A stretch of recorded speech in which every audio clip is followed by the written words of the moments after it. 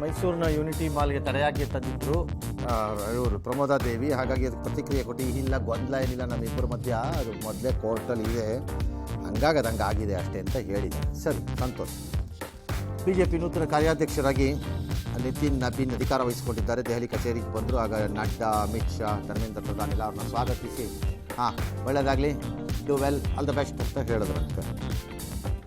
8 ವರ್ಷದ ಬಳಿಕ ಮುಂಬೈ ಮಹಾನಗರ ಪಾಲಿಕೆಗೆ ಚುನಾವಣೆಗೆ ಘೋಷಣೆ ಆಗಿದೆ. 8 ವರ್ಷ ಆಯಿತಾ? ಕರ್ನಾಟಕದಲ್ಲಿ ಯಾವತ್ತೋ ಒಂದಿನ ಟೀಕೆಗೆ ಮನಸ್ಸು ಬಂದಾಗ ಮಾಡ್ತಾರಪ್ಪ, ಅಲ್ಲಿ ಮುಂಬೈಯಲ್ಲಂತೂ ಆಗತ್ತೆ. ರಾಹುಲ್ ಗಾಂಧಿ, ಶಶಿ ತರೂರ್ ನಡುವೆ ಇನ್ನೊಂದು ಅಂತರ. ಎಕ್ಸ್ನಲ್ಲಿ ಯಾರೋ ರಾಹುಲ್ ಶಶಿ ತರೂರ್ ಬೇರೆ ಬೇರೆ ವಿಚಾರಧಾರೆ ಏನೇನೆಲ್ಲ ಹೇಳಿ ರಾಹುಲ್ದು ನಿಲುವೇ ಸರಿ ಇಲ್ಲ, ಸ್ಟ್ರಾಟಜಿನೇ ಸರಿ ಇಲ್ಲ ಅಂತೆಲ್ಲ ಹೇಳಿದ್ದಾರೆ. ಅದನ್ನು ಶಶಿ ತರೂರ್ ಹೌದು ಒಂಥರ ಭಾಳ ಯೋಚನೆ ಮಾಡಿ ಬರ್ದಂಗಿದೆ ಅಂತ ಇವ್ರು ಹೇಳೋದು.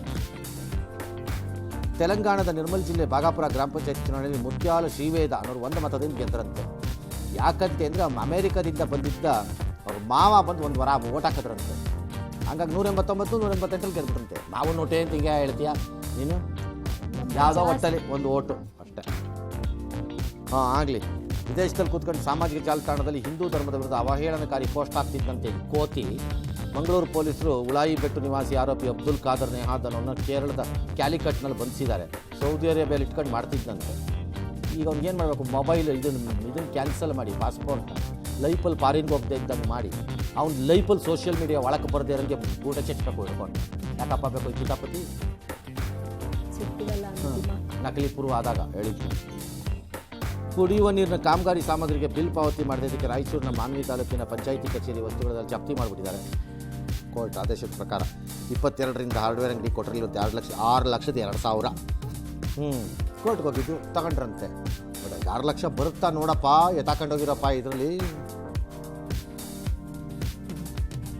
ದಕ್ಷಿಣ ಕನ್ನಡ ಜಿಲ್ಲೆ ಉಪ್ಪಿನಂಗಡಿ ನಡೆದ ಹೊನಲು ಬೆಳಕಿನ ಕ್ರಿಕೆಟ್ ಪಂದ್ಯದ ವೇಳೆ ಅಂಪೈರ್ ಮೇಲೆ ಹಲ್ಲೆ ಮಾಡಿದ್ರಂತೆ. ಕಾರಣ ಇದು ಸೆಮಿಫೈನಲ್ ಪಂದ್ಯದಲ್ಲಿ LBW ತೀರ್ಪು ನೀಡಿದ್ದಕ್ಕೆ ನಾವು ಮ್ಯಾಚ್ ಸೋತೋಗ್ಬಿಡ್ತೀವಿ ಅಂತೇಳಿ ಇದರಿಂದ ಬಂದ ಕೆಲ ಯುವಕರು ಹಲ್ಲೆ ಮಾಡಿದ್ದಾರಂತೆ ಅಂಪೈರ್ ಮೇಲೆ.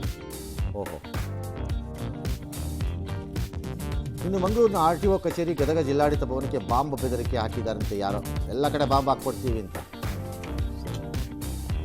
ಚಾಮರಾಜನಗರದ ಶ್ಯಾಮಲಾಪುರ ಕೊಟ್ಟಿಗೆಯಲ್ಲಿದ್ದ ಹಸು ಮೇಲೆ ಚಿರತೆ ದಾಳಿ ಮಾಡಿ ಹತ್ಯೆ ಮಾಡಿದೆ.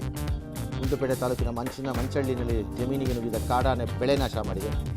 ಗಡಿಭಾಗದ ತಮಿಳಿನ ದಿಂಬಂ ಘಾಟ್ನಲ್ಲಿ ಕಬ್ಬು, ತರಕಾರಿ ಲಾರಿಗಳನ್ನು ತಡೆದು ಆನೆ ಉಪ್ಪಟ್ಟಳ ಕಾಟ ಕೊಟ್ಟಿದೆ.